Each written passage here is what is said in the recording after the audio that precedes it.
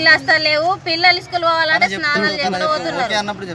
నీళ్ళు అస్సలు పొద్దున్న సాయంత్రం పూట వస్తున్నాయితే కొన్ని నీళ్ళు వస్తున్నాయి. 3 రోజులు బట్టలు ఉతుకుంటలేము. పొద్దునైతే మొత్తమే లేదు. ఎంత సెక్రటరీ మేడం చెప్పినా 100 సార్లు కంప్లైంట్ ఇచ్చినా చేస్తాము అంటున్నది. ఆమె వచ్చిన రోజే కొన్ని వస్తున్నాయి, మళ్ళీ వస్తానే లేవు నీళ్లు. ఎంతకంటే చెప్పాలి? సంవత్సరం అవుతున్నది. ఎన్ని రోజులు బాధపడాలా మేము? ఏడికి పోయినా తిడుతున్నారు మంది.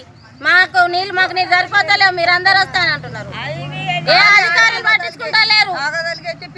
కళ్యాణ్ గ్రామం బోర్గాం రంజల్ మండల్ ఎస్సీ కాలనీలో గత సంవత్సరం నుండి వాటర్ వస్తలేవు. మిషన్ భగీరథ కేసీఆర్ పెట్టిన నల్ల మిషన్ భగీరథ అయితే వస్తలేవు. కాంగ్రెస్ ఎప్పుడైతే ప్రభుత్వం వచ్చిందో ఆనాటి నుంచి ఈనాటి వరకు ఒక ముంత నీళ్ళు మొహం కడుక్కుందామంటే వాటర్ లేవు. కారణం మొత్తం పైప్ లీకేజ్ ఉంది. మేడం వస్తుంది, చేపిస్తామంటుంది, వెళ్తుంది, రావట్లేదు. మొన్న ఇక్కడ పీను చనిపోయింది. అయితే 10 ఇండ్ల నుంచి 10 బిందెలు తెచ్చి ఆయన గడిగి ఇచ్చేసింది.